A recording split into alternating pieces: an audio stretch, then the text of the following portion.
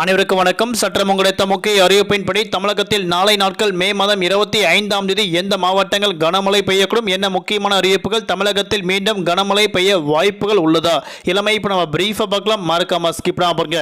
உங்களுக்கு கனமழை எச்சரிக்கை பற்றி பல்வேறு முக்கிய அறிவிப்புகள் உடனுக்குடன் துல்லியமாக தெரிந்து கொள்ள நம்மளோட சேனலை கீழே இருக்க பட்டனை கிளிக் பண்ணி சப்ஸ்கிரைப் பண்ணிக்கோங்க. பார்த்துட்டு பெல் பட்டனை கிளிக் பண்ணிக்கோங்க.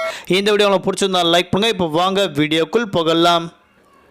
தமிழகத்தில் நேற்று மத்திய மேற்கு மற்றும் அதனையொட்டிய தென்மேற்கு வங்கடல் பகுதியில் நிலவிய காற்றழுத்த தாழ்வு பகுதி இன்றைய நாட்கள் வலுப்பெற்று காற்றழுத்த தாழ்வு மண்டலமாக வலுப்பெறக்கூடும் என அறிவிக்கப்பட்டனர். அதன் பிறகு தமிழகத்தில் நாளை நாட்கள் மே மாதம் 25ஆம் தேதி காலை மத்திய கிழக்கு வங்கடல் பகுதியில் நிலவக்கூடும் என அறிவிக்கப்பட்டனர். அதன் பிறகு இது வடக்கு திசையில் நகர்ந்து தீவிர புயலாக நாளை இரவு வலுப்பெற்று நள்ளிரவு தீவிர புயலாக வங்கதேசம் மற்றும் அதனையொட்டியுள்ள பகுதியில் வங்காள விரிகுடா மற்றும் கடற்கரை நோக்கி நகரக்கூடும் அறிவிக்கப்பட்டனர். தெற்கு கேரளா மற்றும் அதனையொட்டிய பகுதியில் ஒரு வளிமண்டல கிழக்கு சுழற்சி நிலவுகிறது.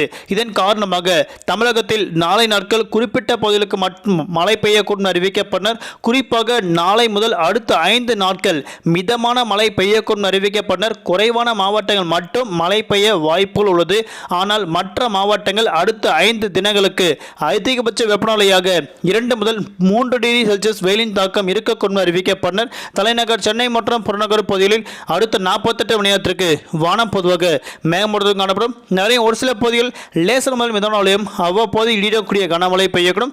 அதிகபட்ச வெப்பநிலையாக 38 முதல் குறைந்தபட்ச வெப்பநிலையாக 29 டிகிரி செல்சியஸ் வரை இருக்கக்கூடும் அறிவிக்கப்பட்டனர். ஆனால் தமிழகத்தில் ஜூன் மாதம் முதல் தென்மேற்கு பருவமழை காரணமாக தமிழகத்தில் கூடுதலான பகுதிகளுக்கு மழை பெய்ய வாய்ப்புகள் உள்ளதாக அறிவிக்கப்பட்டனர். குறிப்பாக தமிழகத்தில் போன வருடங்கள் காட்டிலும் இந்த வருடம் தமிழகத்தில் கூடுதலான மழை பெய்ய வாய்ப்புகள் உள்ளதாக அறிவிக்கப்பட்டனர். நன்றி, வணக்கம்.